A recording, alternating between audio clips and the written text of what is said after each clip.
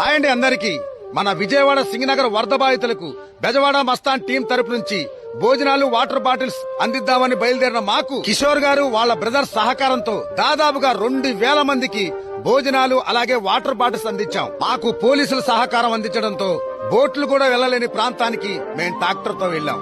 అక్కడ అడుగడుగునా విషాదాలే. స్థానికులు ఇచ్చిన సమాచారంతో ఓ హాస్టల్లో ఉంటున్న 50 నుంచి 60 మంది ఆడపిల్లలకి పీకల్లోతు నీళ్లలో మా టీం అందరం కలిసి వెళ్లి వాళ్ళకి ఆహారం వాటర్ సప్లై చేశాం.